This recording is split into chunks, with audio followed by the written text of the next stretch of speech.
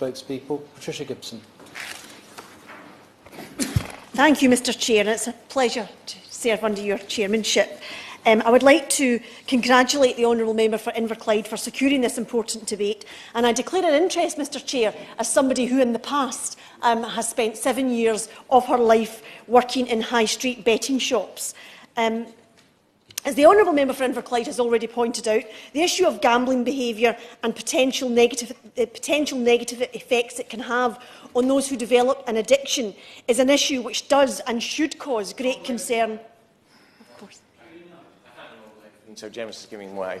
I just want to know, so far in this speech, I understand the concerns over problem gambling. We all share those concerns, but I think just for a moment perhaps we ought to consider as well the fact that the gaming industry in this country also creates thousands of jobs, and 70% of the population take part in some form of gambling during the year without any sort of poor side effects in that regard. And that really, I think, ought to reflect as well that this isn't just always just a negative story. I take on board the point the honourable gentleman has made so well, but he perhaps encourages me to jump forward to something that I was going to say later on, which is that while most people gamble responsibly, we do have to recognise that for some people it causes huge problems and distress, not just in families but in communities. And I think the proposal today to use dormant betting accounts to help fund the damage that gambling can and often causes for too many people, to me has something about it of a beautiful synchronicity, while taking nothing away from the fact that gambling, of course, for most people is a very enjoyable pastime. I don't think that one thing necessarily precludes the other. I think we can recognise both the benefits and indeed the consequences, the negative consequences of gambling. Yeah, so I think it's an issue which does and should cause the problems that it causes. It should give us pause for thought in terms of a public health and policy perspective. Indeed, as the Honourable Member for Inverclyde has pointed out, the prevalence and ease of access to gambling should give us all cause for concern, even those of us who do not have a particular problem with gambling ourselves. We know that gambling behaviour is increasingly a subject of public health and policy interest, and we know that there's widespread recognition that some people who engage in gambling activity can experience harm. We can all agree, I think, that the deregulation of gambling in 2005, which allowed online gaming companies to advertise on the UK media, gave rise to a potentially worsening situation with regards to problem gambling, while at the same time offering greater leisure opportunities for those who enjoy this in a healthy spirit. But it's worth remembering that the online gambling industry is worth nearly £2 billion a year in the UK. And that shows that it makes a significant contribution to our economy. But we mustn't let that blind us to the difficulties that it also throws up for us to deal with. There's plainly a need, therefore, for more education and support to be provided on this issue. And the matter of dormant betting accounts is something that's already been visited, as the Honourable Member for Inverclyde has pointed out. It's already been visited in the past in this place. And there are a number of reasons for dormant betting accounts arising, and we know that perhaps it's because the holder of the account has died. It may be for other reasons. Maybe the holder of the account has decided to no longer engage in gambling at all. And also, given the current competitiveness in the market, customers may regularly transfer their credit between betting accounts held with different companies, meaning that old accounts can easily, for some, become forgotten about. In the event that a betting account falls into a dormant state, betting companies will try to contact the customer, and we're aware of that. They will try to contact the customer to make them aware of this. However, they will often use the dormant account as a way to coax customers back with promises of free bets. However, in the event that the customers don't reactivate their account, the money left in dormant accounts reverts to the company's profit line after a period of time through an accountancy procedure. And for the information of the Honourable Member for Chester about what can be defined as a dormant account, I think that is an issue. The Honourable Lady meant me in that regard. The Honourable Member for Chester, was that? No? So have I got that wrong? No, Solihull. I actually... No, very kind, very good, very perceptive. I was actually born in Chester. Thank you. That must have been what I was thinking of. And I apologise to the honourable gentleman for changing his constituency without consulting him. But for the information of the honourable member for Solihull, what is defined as a dormant account may vary depending on who you're asking.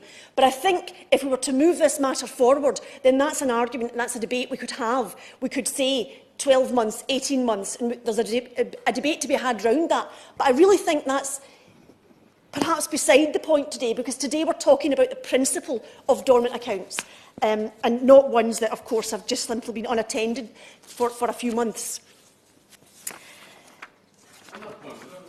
I will indeed. On the point of dormancy, I wondered if the Honourable Lady has managed to do any evidence gathering as to exactly what steps that the betting companies actually take to locate the person. Because it is often the case that you deposit your credit card or a debit card and you can often withdraw money at will, so they are holding your debit card or credit card number. In the Honourable Lady's estimation, would it be helpful if there was just a return of funds after a certain length of time automatically if that card is still live? Might that obviate some of the problems that we're discussing today? Gibson. It may obviate some of the problems, but as the honourable gentleman will be aware that debit cards and credit cards also themselves fall into disuse. I own credit cards that I've not used for months and I probably couldn't use now or years.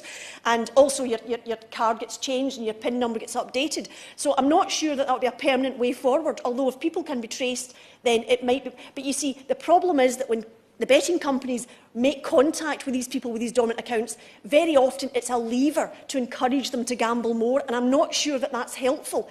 And the way forward here, I think, is using the funds where the accounts are seen to be having fallen into dormancy to do some good for those who have difficulties with gambling. And to be quite honest with you, Mr. Chair, I can't see what's controversial about that. I know you might throw up all sorts of issues of privacy and the intrusion of the state, but I think in the long term, we're talking about doing something for the greater good here. I will indeed. The point is whether or not actually the amount of money it would take to administer would actually swallow up virtually all the money that actually is brought back from the dormancy arrangement. And I know that there is no definable figures. I think a very good starting point is we actually to find out, to pressurise, just to find exactly how much money is in these accounts, and then we know exactly what good they would do. Patricia Gibson. Makes a very interesting point, because in order for us to do that, we really, and you talked earlier about the voluntary participation of the betting industry. In order for us to establish exactly the sums involved, I believe they are significant. I could be wrong. In order for us to establish the amounts involved, we really need to have the betting industry on board, and we know that they're quite reluctant to go down this road for reasons of their own, which I'm sure they could explain well enough themselves. So the idea that you're putting forward has some merit. How much money are we talking about? But let's have that conversation. And why would anybody be afraid or reluctant to have that conversation? I'll leave that thought just hanging in the air for the honourable gentleman to mull over at his leisure. There is no doubt, in my view, that the sums involved in dormant accounts may be surprisingly high. And why do I say that? Well, although it's not the same as dormant accounts, the National Lottery itself, which allows 180 days for people to claim their prize money, they saw unclaimed winnings amounting to 1.5% of sales. 1.5% is not a high figure, but in monetary terms, it amounts to £78.2 million, a sum any charity or group of charities would be delighted to have. And that was a 2008-9 figure. So we're speaking here potentially about significant sums of money which could do much to mitigate the harm and damage and distress that gambling addictions all too often cause. We're not talking about a hill of beans, I don't think. I think we're talking about quite a windfall, if you pardon the pun, Mr. Chair, quite a windfall for the gambling charities. And we know that unclaimed dividends in the UK horse pool race betting for 2009-10 was £944,000. Again, not the same as dormant accounts, but an indication of the kind of sums that can be left, forgotten, lying, that could be put to better use rather than sitting in some account or used in somebody's profit line. And of course, as with any change that's proposed, of course we will have the naysayers, not least from the gambling industry themselves, telling us it can't be done, this is the intrusion of the state, where are people's privacy, where are people's rights? We can't ensure that this money will actually minimise gambling-related harm. And my question is, why not? What is the obstacle here? Now, I know there's an obstacle from the gambling industry, but surely policy cannot be made from pressure from a series of a series of companies who have a vested interest in the status quo. Whatever anybody proposes about any aspect of public life, there's always 100 reasons to say no. But in this place, surely we can look for the greater good and find enough reasons to say yes. And we're not starting from scratch. A way forward can be found by implementing previous report findings that were referred to already by the Honourable Member for Inverclyde, in the form of a voluntary scheme for high street betting shops, but require online or remote gambling operators to have their accounts annually audited to identify those accounts which have gone unused for, say, 18 months. But the amount of time, of course, can be up for debate. But let's say 18 months as dormant accounts, and provide 75% of that money as a starting point to good causes. What can possibly be wrong with that? To use money left in dormant accounts to help fund organisations working to minimise gambling-related harm would have, in my view, something of a beautiful synchronicity to it, which I find quite compelling. And I can honestly see no downside. And it seems to me that all that is required here, Mr Chair, is political will.